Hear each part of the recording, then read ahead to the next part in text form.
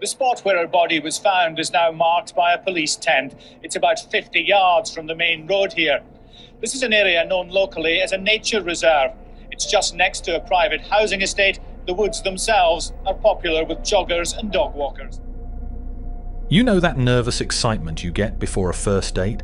The butterflies, the what-ifs, the careful outfit selection? Kate Beagley felt all of that on May 30th, 2007. She had no idea she was walking into a premeditated execution.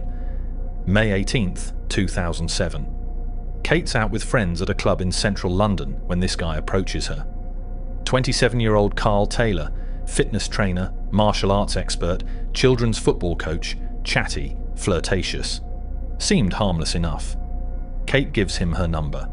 They text back and forth over the next couple weeks, eventually planning to meet up on May 30th at the Roebuck Bar overlooking the Thames. Kate Beagley was 32 years old, living in Nelson Close, Walton-on-Thames, Surrey. She worked for Centrica, better known as British Gas, as a national compliance manager. She'd been with the company about 10 years and often travelled the country for work in her company vehicle, a grey 2004 VW Golf TDI. Kate's dad Alan saw her around 6:30 p.m. that evening. She was excited, looking forward to her night out. Normal, pre-date energy. Around 9 p.m, Kate picks up Taylor in her grey VW Golf on Chiswick High Road. They head to Richmond Hill, grab drinks at the Roebuck. And here's where things get interesting. Witnesses at the bar noticed Kate wasn't exactly enthralled. A woman named Maureen Ronconi was inside the bar that evening and told police Kate did not talk much. She had her head down, texting friends on her phone. As soon as they sat down, Kate was on her mobile.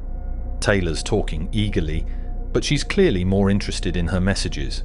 During the date, Kate sent several text messages to her friends.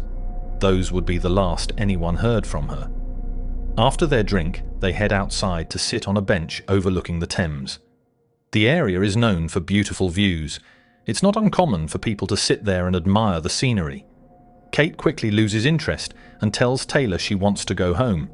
They get up to leave, but Taylor, stunned by the rejection, lures her back, claiming he lost his keys. Here's what the prosecution proved at trial. Earlier that day, Taylor had stolen a kitchen knife from his friend Adrian Cardbow's home. He hid the carving knife in his sleeve. This wasn't a crime of passion, this was calculated. Prosecutor Peter Clark described how Taylor repeatedly stabbed Kate in the head, face and throat, cutting into both her artery and vein, and even her spine. 31 stab wounds to her face and neck. Think about that number.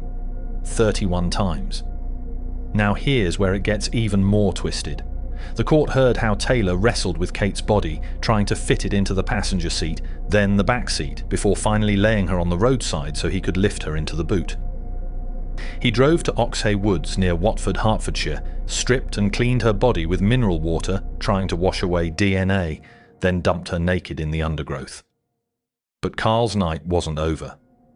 CCTV cameras at a Shepherd's Bush petrol station captured him on his journey, chatting calmly with other drivers on the forecourt. The footage showed Taylor driving Kate's car into the garage at 12:20 a.m. on May 31st, filling it up with petrol. Her body was still in the boot. As he drove through London with a corpse in the trunk, he's on the phone with his girlfriend, Lauren Chan Locke, chatting like nothing happened. She had no clue. On his way back to London, Taylor threw the murder weapon and some of Kate's possessions onto an M1 embankment. Among the items was a self-help book called You Can Heal Your Life, where Kate had written notes about work problems, the end of a relationship, and concerns about her mother's health. Taylor thumbed through the pages before tossing it, using the information to trick her friends into believing everything had been fine before she disappeared. The next morning, Taylor's showing off Kate's car to friends and family like it's his new ride. He's handing out Marks and Spencer gift vouchers he found in her glove box. He sold her mobile phone to a friend. His girlfriend said he seemed normal when he called, mentioning he had a new car. Friends described him as happy just hours after the killing. Taylor also led police to Leopold Road, Harlesden, northwest London, where he had hidden Kate's VW Golf. The keys had been concealed behind the bath panel at his friend's home. Meanwhile, by 8 p.m. on May 31st, Kate's dad, Alan, is panicking. She missed work appointments. Nobody can reach her. She'd been missing for nearly 24 hours. He reports her missing. At first, police treated it as a kidnapping. Police interviewed Taylor. First, he claims he doesn't know where Kate is or what happened. He told police Kate dropped him off in Twickenham after their date and said he had left her alive following a night drinking and stargazing. Under pressure, Carl confesses to stabbing Kate to death on the bench at Richmond Hill and driving her body to Hertfordshire. He leads police to Oxhay Woods, where they find Kate's body in nettles. June 4th, 2007. Police also recovered her clothing and personal property from the M1 embankment.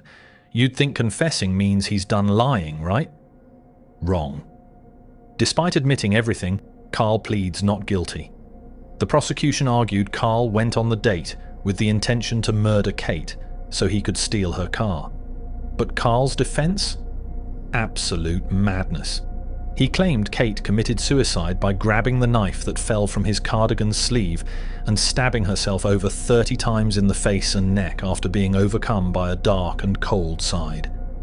He said she sobbed profusely, told him she was having problems, said she loved her mum, then started probing and prodding at her face and neck, thrusting her head forward onto his knife until she collapsed. Under cross-examination, prosecutors asked Taylor to act out how Kate supposedly killed herself. He refused, saying, "I'm not doing it. I'm not in an emotionally fit state." When asked why he didn't intervene to stop her, Taylor told the court he would have had to be like cartoon superhero Captain Planet to save her. Captain Planet. He actually said that. Oh, and while in custody at Staines police station, Taylor wrote a bizarre letter to Kate's family from his cell. It read, "Dear Sir, Mr. Beagley, family and friends close to Katie. My name is Carl. I am the guy that met your daughter Katie on Friday night. To be honest, my first impression of her was, she is a kind but unhappy girl to some respect.